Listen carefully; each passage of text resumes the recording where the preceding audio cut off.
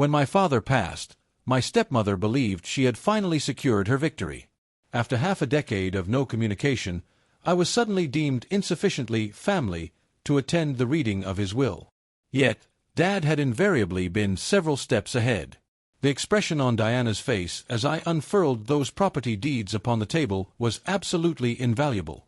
"This assembly is exclusively for beneficiaries," the legal counsel asserted.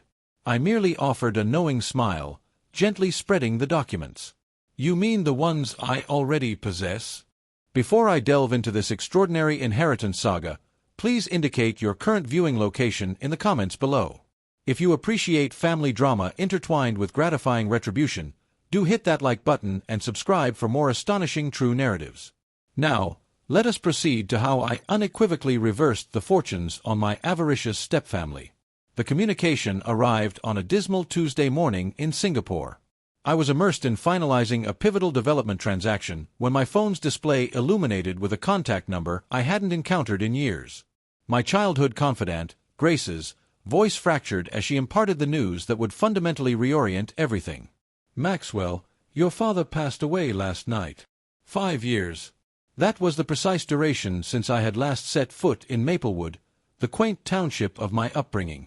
5 years since the explosive confrontation with my father that compelled me to pack my belongings and board an aircraft bound for Asia, resolute in my conviction to carve out my own distinct identity in the realm of international real estate development. Now, I was returning home not as the prodigal offspring, but as a mourning stranger. As the aircraft commenced its descent through the cloud cover, revealing the familiar contours of Maplewood's landscape, a torrent of poignant, bittersweet recollections inundated me. The quintessential small-town charm, the invigorating aroma of pine, the lingering echoes of a life I had purposefully left behind. My father, a man characterized by understated resilience and profound convictions, had consistently been a steadfast presence. His passing, though not entirely unforeseen given his prolonged illness, still struck me with the force of a sudden impact. It wasn't the immediate grief that consumed me, it was the sharp, cutting realization of lost time, of unspoken words, of a fractured relationship that would now forever remain unrepaired. I had always held on to the hope that one day we would mend the rift, that the stubborn pride on both our parts would finally yield to reconciliation. Now, that hope was definitively extinguished. Upon arriving in Maplewood, the chill in the air was palpable, but it was the emotional frost from Diana, my stepmother, that truly pierced me. She answered the door to my childhood home, her gaze devoid of warmth, her lips forming a thin, unforgiving line. "Maxwell," she stated, her voice flat, "I suppose you're here for this." She gestured vaguely towards the interior of the house, a space that once felt like sanctuary but now exuded an air of unfamiliarity. Her 2 children, my step-siblings, Bethany and Kyle, emerged from the living room, their expressions mirroring Diana's cold detachment. Bethany, always the more overtly hostile, crossed her arms. "Took you long enough to show up, Maxwell. Surprised you even bothered." Kyle, ever the smirking sycophant, simply offered a condescending glance. "I'm here for my father," I responded, my voice calm, betraying none of the turmoil within me. "And for the will reading." Diana let out a short, humorless laugh. "The will reading," she scoffed. "Oh, Maxwell, dear. That's for family. Real family. You haven't been part of this family for 5 years. Your father explicitly said he wanted nothing to do with you after that whole unfortunate incident." My jaw tightened. The unfortunate incident was our final, explosive argument, triggered by my refusal to blindly follow in my father's footsteps into his modest, local real estate business. I had dared to dream bigger, to seek my fortune beyond Maplewood, and that had been an unforgivable offense in their eyes. "The lawyer's office is tomorrow morning," Diana continued, a triumphant glint in her eyes. "But don't bother showing up. You're not on the guest list." "Guest list?" I retorted, a faint smile touching my lips. "Since when are legal proceedings by invitation only?" "Since your father decided he was done with his ungrateful son," Bethany piped in, her voice dripping with malice. I merely nodded, a quiet understanding settling over me. They truly believed they had one. They believed my father had disinherited me, leaving his entire estate to them, his true family. What they failed to comprehend was that my father, for all his stubbornness, was a man who planned. A man who always had a backup. A man who had a subtle, yet profound, way of protecting those he cared about, even when it seemed he was pushing them away. I spent that evening not grieving, but strategizing. I pulled out my old laptop, its battered shell a testament to countless hours of work.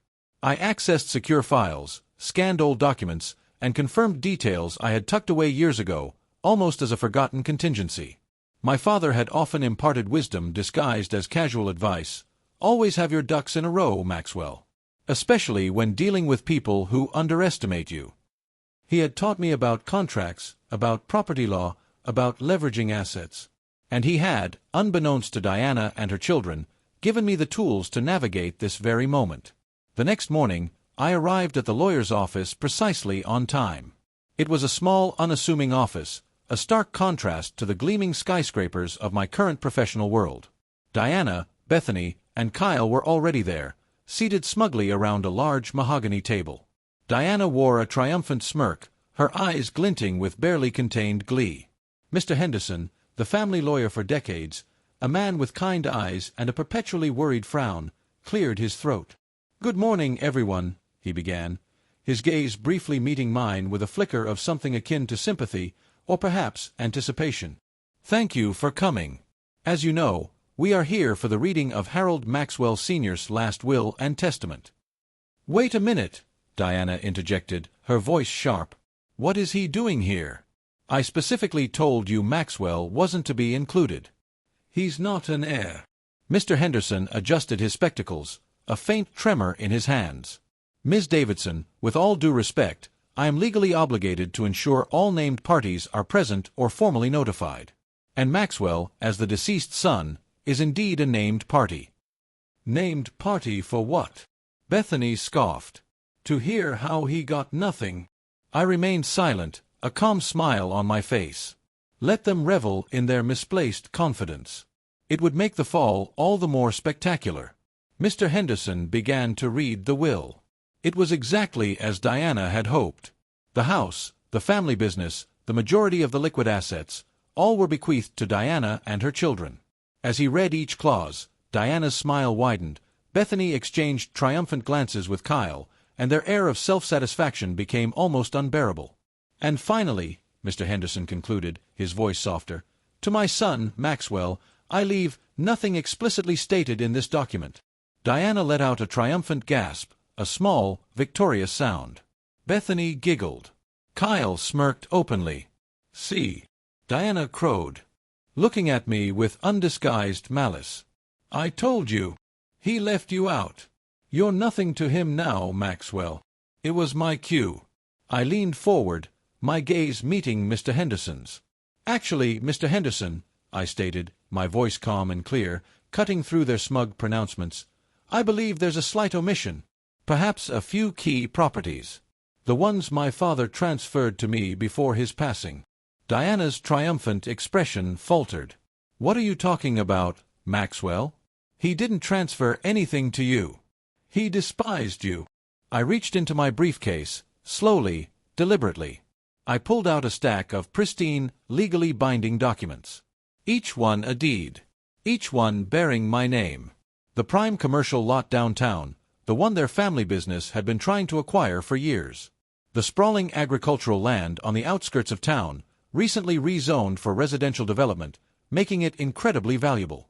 The multi-unit apartment complex that generated substantial passive income.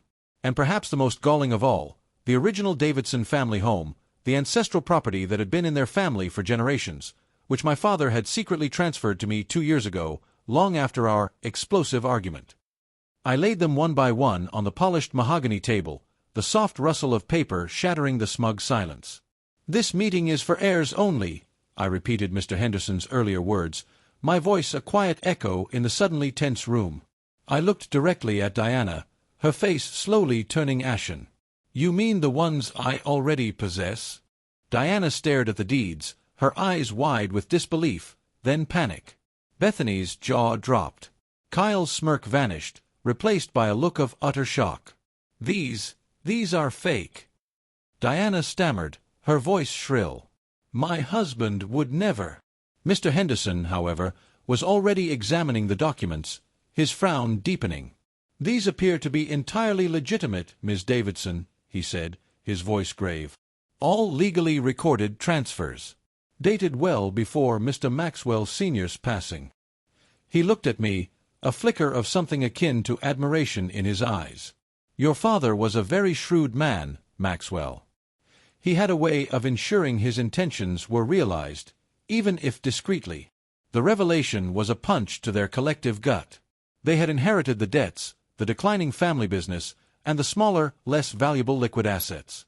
I, the disinherited son, now owned the most valuable, income-generating, and strategically important properties, assets that had, unbeknownst to them, been carefully managed and significantly enhanced under my father's careful, silent guidance, even after our perceived estrangement. Diana began to hyperventilate. Bethany started to cry. Kyle cursed under his breath. The lawyer's office, once a scene of their anticipated triumph, had become the stage for their complete humiliation. I rose from my chair, the rustle of my suit jacket loud in the shocked silence. "I believe our business here is concluded," I stated, addressing Mr. Henderson. "Unless," I added, turning to Diana, a cold, hard glint in my eyes, "you'd like to discuss the future of the Davidson family home.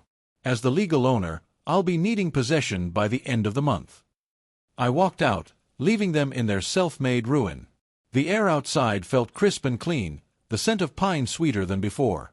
I wasn't just walking away from a will reading, I was stepping into a new chapter, built on my father's true legacy, a legacy not of spoken words or public affection, but of strategic foresight and quiet, unwavering protection. The aftermath was swift and devastating for them.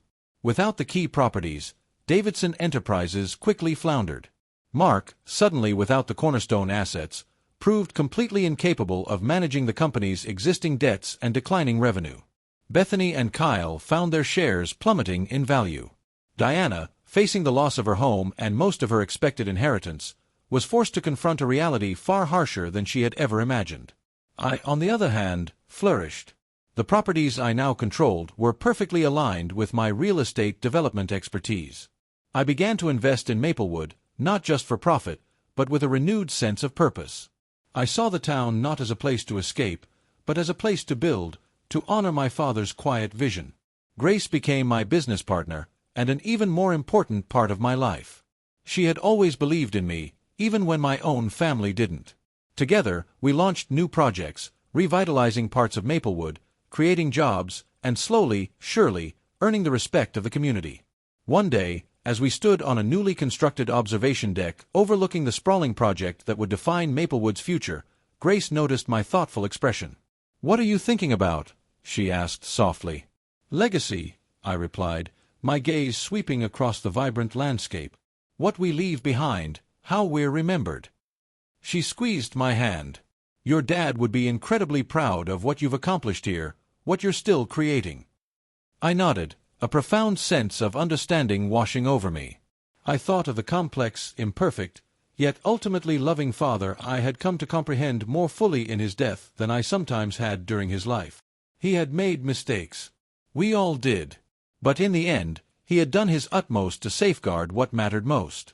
As we stood there, overlooking the thriving manifestation of my work, I knew it was time for another pivotal step. The ring box felt reassuringly heavy in my pocket, but my heart was light, unburdened. Whatever came next, I was precisely where I was meant to be, building upon my father's true legacy while forging an entirely new one of my own. What about you? Have you ever had to stand up for what was rightfully yours against individuals who sought to exploit you? Or have you experienced a moment where you were compelled to choose between exacting justice and extending reconciliation? I would genuinely appreciate hearing your personal stories in the comments section below. Don't forget to click that like button if you found enjoyment in this narrative of inheritance drama and eventual family redemption, and subscribe for more authentic stories that will prompt reflection on legacy, kinship, and what truly holds significance in life. Thank you for watching, and always remember, sometimes the most invaluable inheritance isn't merely property or monetary wealth, but the enduring values and profound vision meticulously passed down through successive generations.